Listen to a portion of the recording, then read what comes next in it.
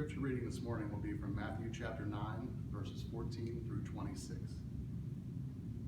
Then came him to the disciples of John, saying, Why do we and the Pharisees fast oft, but thy disciples fast not? And Jesus said unto them, Can the children of the bridechamber mourn, as long as the bridegroom is with them?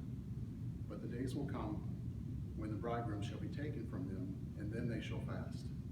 No man putteth a piece of new cloth unto an old garment, for that which is put in it to fill it up taketh the garment, and the rent is made worse. Neither do men put new wine into old bottles, else the bottles break, and the wine runneth out, and the bottles perish. But they put new wine into new bottles, and both are preserved. While he spake these things unto them, behold, there came a certain ruler, and worshipped him, saying, My daughter is even now dead, but come and lay thy hand upon her, and she shall live. And Jesus arose and followed him, and so did his disciples. And behold, a woman, which was diseased with an issue of blood 12 years, came behind him, and touched the hem of his garment. For she said within herself, If I may but touch his garment, I shall be made whole. But Jesus turned him about when he saw her, and said, Daughter, be of good comfort, thy faith hath made thee whole. And the woman was made whole from that hour. And Jesus came into the ruler's house, and saw the minstrels and the people making a noise. He said unto them, Give place, for the maid is not dead, but sleepeth. And they laughed him to scorn. But when the people were put forth, he went in and took her by the hand, and the maid arose. And the fame hereof went abroad unto all the land.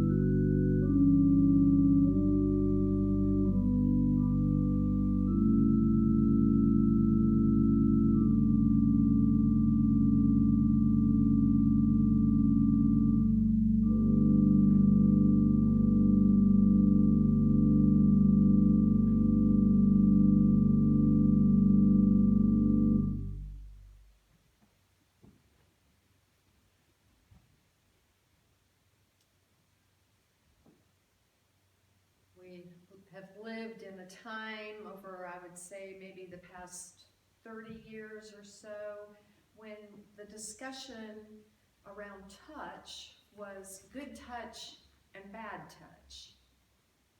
There's a rising awareness that we needed to talk about good touch versus bad touch. Well, children are safer, we hope, through the discussion, through legislation, through the years of study. And so our prayer is that children are safer in our environment now because of this discussion.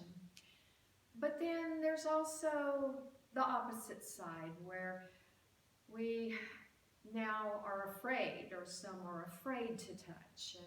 And so you have that two sides of the issue. Definitely want our children to be safe, but touch is a very important aspect in life. Well, in addition to that discussion, there's also studies done and discussion about the effect of the internet. Internet now, we have a lot of social interaction and never see one another in person. And so we're missing that touching element. And so, due to our social and legal restrictions and due to the internet, it's led to some unintentional negative effects. And now, it's brought even farther with the coronavirus, and we've been told to isolate and do not touch at all. Well, there was a study, or there have been many studies done, but one study from University of Miami, they actually have a school that studies touch. And they said that touching lowers our stress hormones. Cortisol, that's the hormone that is good, but it's also can be bad when we have too much stress and it overproduces. But also, touch releases oxytocin, which is a good hormone. It's the cuddle hormone. It's the hormone that we get our sense of trust and attachment. Our connection is released. Our feelings of connection are released through the oxytocin. Touch slows our heart rates, lowers our blood pressure. And it's not solely the touch of one another, but we all do it. It's kind of self-caressing. I know when I'm just sitting around, I tend to just rub my hands together or kind of massage the soreness in my hands, which tend to have a little arthritis. There are other ways that we self-caress. We massage our foreheads, or we rub our necks. Those are other ways of touch. And they do help us with this same lowering of stress and releasing the oxytocin. But when we touch another, it goes both ways. I cannot touch you without being touched by you. Well, babies, when their mamas caress them, hold them, love them, they're building in their bodies this capacity for future safe relationships. And we know that with babies who sadly don't get enough touch, that they struggle on down the line. But it builds pathways for serotonin in their bodies, which is an anti-pain and an antidepressant chemical. This feeling better when we're touched, this holding, trusting, cuddling of children helps them stimulate and build that path for later connection. Well, the Journal of Psychological Science in 2014 talked about hugs, and we've talked about hugs in this sanctuary before, but what they say is shared hugs have a protective effect against respiratory infection. I thought that was very interesting with the respiratory infection of coronavirus. And so we can't touch, but yet that might be a way to help us protect ourselves. The ill who also receive touch get emotional support. That touch is very important as we're getting better. Less severe symptoms of an infection have been recorded when touch is involved. I worry some about those folks who've been sick and in the hospital and their loved ones can't be part of their recovery. That touch, that presence of loved ones is so important. Well, the University of North Carolina ended their study by saying that maybe a doctor's good medicine might end with touch, eye contact, and a pat on the back. I know that when my mother and my husband were in the hospital due to a very bad accident, I was in the hospital with them, kind of keeping up with both of them. And the doctor would come through about 3 or 4 in the morning, so I spent the nights there to catch him.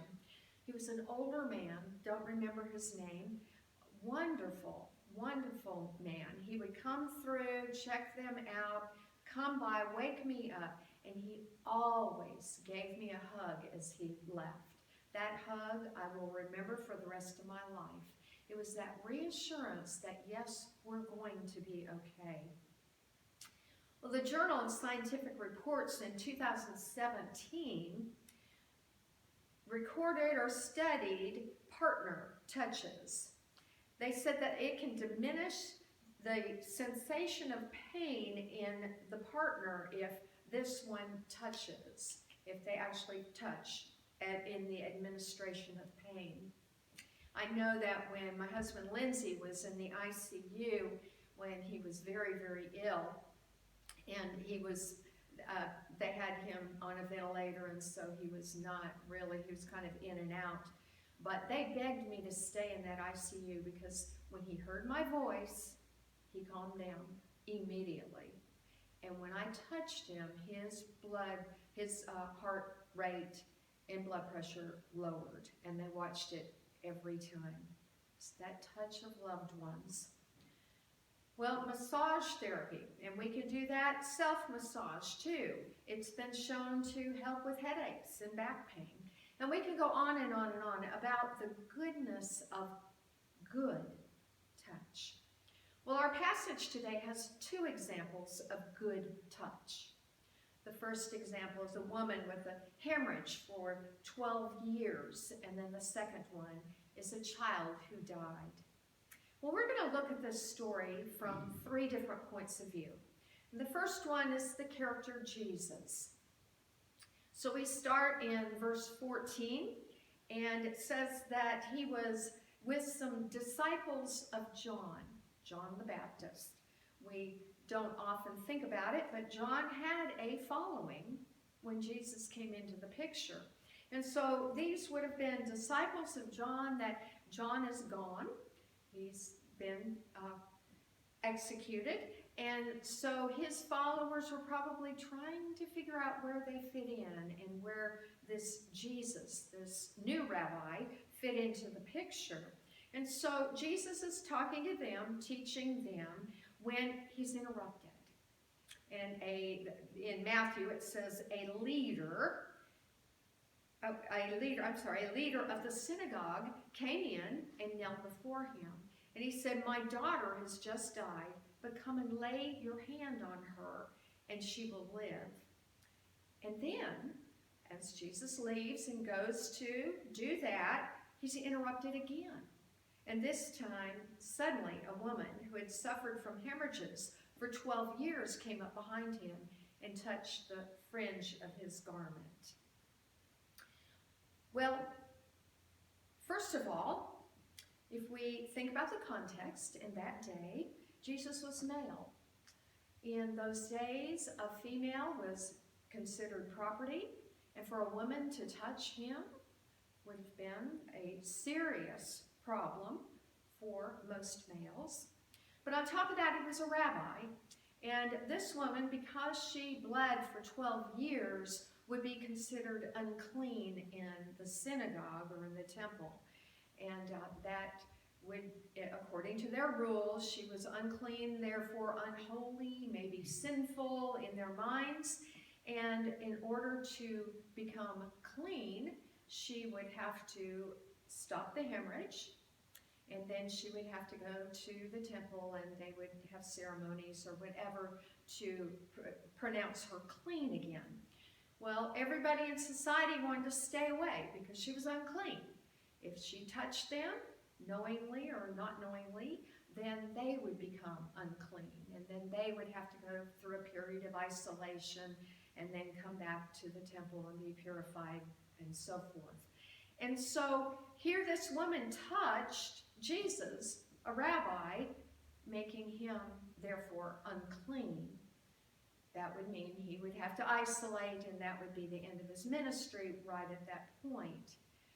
But instead of anger or even frustration at these interruptions, instead of a normal, maybe, emotional reaction, it says Jesus turned and seeing her. Now, males didn't often see the women. But Jesus turned and seeing her, he said, "Take heart, daughter, your faith has made you well." And instantly the woman was made well. He looked at her, he acknowledged her, and then restored her back to life. Well, the second character is the woman. She's outcast. She's on the edge of society. She can't touch people. She can't be near people. She is unclean. She's unholy. All disease was considered to be from sin. So I'm sure that she was pointed at a lot. And people wondered what kind of sin had she committed. She had no opportunity for worship. She was probably lonely in the midst of the crowd that day, I would think. Have you ever been lonely in the midst of a crowd? Have you ever felt not needed, not wanted? Or have you even just felt odd? I remember when Lindsay died, my first time with a group, and it was actually my family, and we were fitting into a booth, and I was standing there, and it was like, oh, we got to make room for Robin. There's just one extra seat. That feeling of, oh, I'm just not complete somehow. I'm the fifth one in a group of four.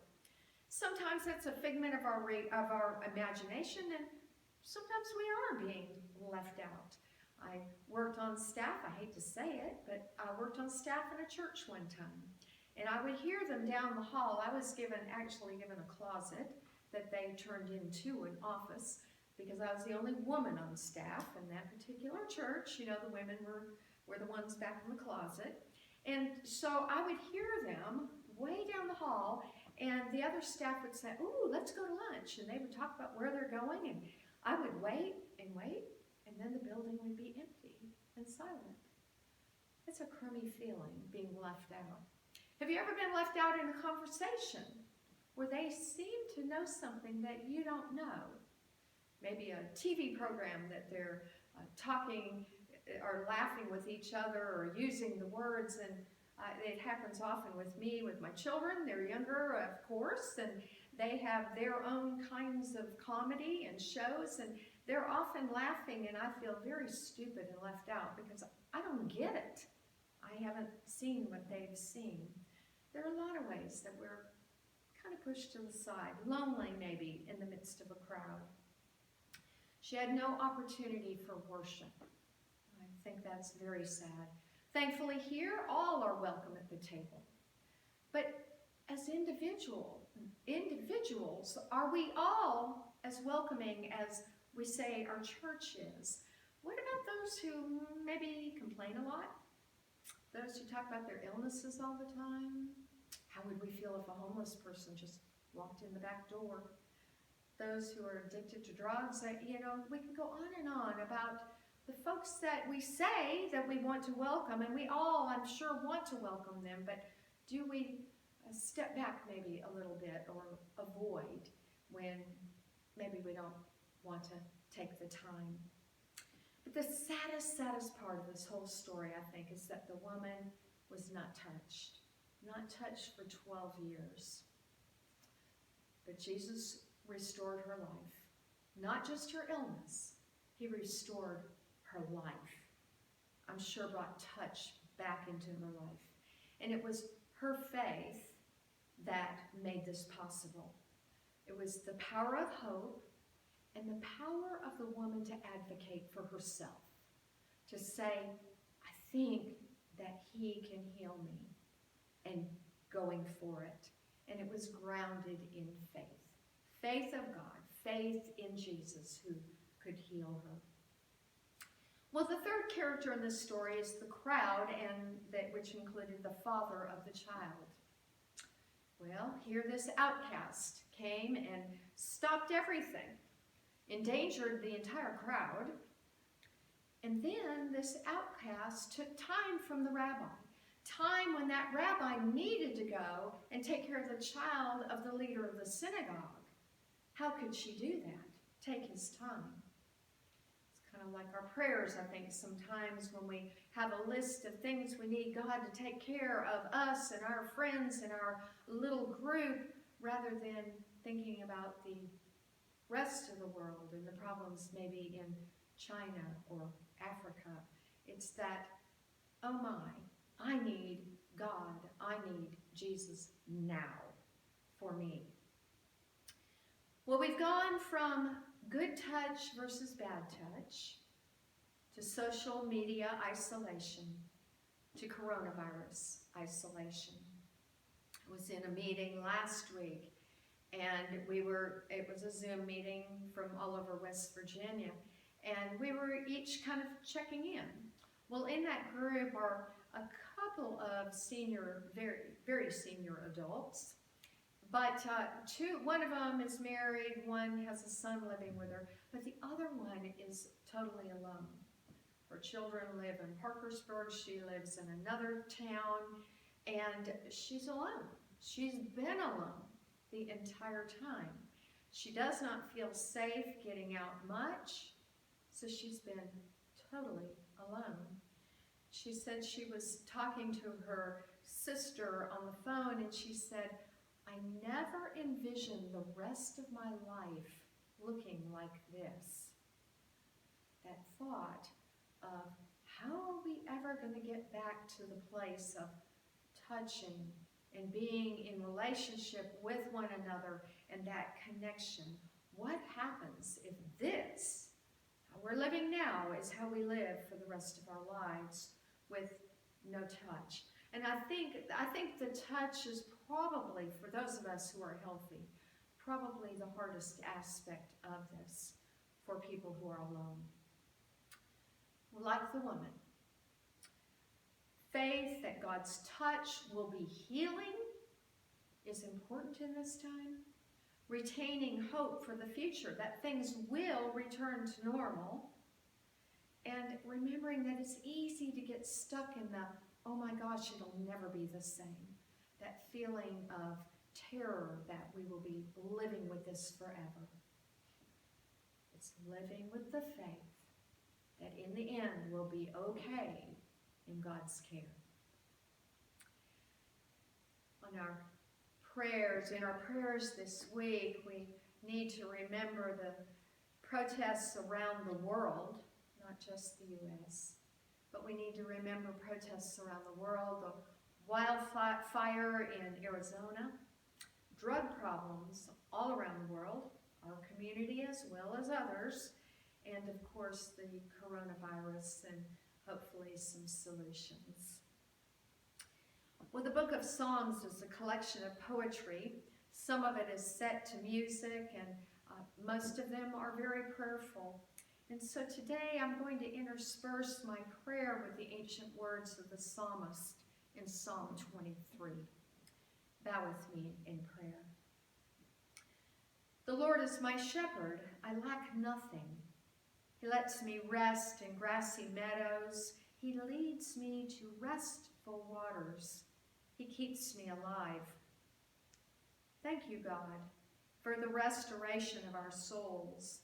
After our time of isolation and forced rest, we've begun to resume our busy lives, filling every minute with sights and sounds, and again tasting the delicacies of our world. But help us, O God, to stop a while and see the artistry of the pasture and to listen to the music of the waters. The psalmist tells us he guides me in proper paths for the sake of his good name. Even when I walk through the darkest valley, I fear no danger because you are with me. Your rod and your staff, they protect me. Proper paths, God? You guide us in proper paths? But then God the psalmist said, even when we walk through dark valleys, do you keep us from the valleys? Or must we walk through the valleys? Are the valleys part of our journey? And if we must travel through the valleys without light, please, O God, move within us along the road in the safest manner.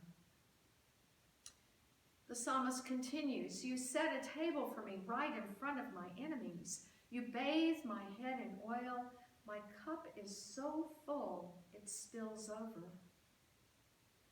God, do you really set a table in front of my enemies? Surely the psalmist has it wrong. How can we continue life as normal when COVID has invaded our houses and protests continue in our streets and drug addiction terrorizes the population? Or God, do you mean that our foes will become our friends if we make the effort? And do you mean that we will learn from our troubles and profit from our lessons? Thank you, God, for overflowing tables. Finally, the psalmist ends with, yes, goodness and faithful love will pursue me all the days of my life, and I will live in the Lord's house as long as I live. Thank you, God, for goodness, for mercy, and for abundant lives here on earth. Amen.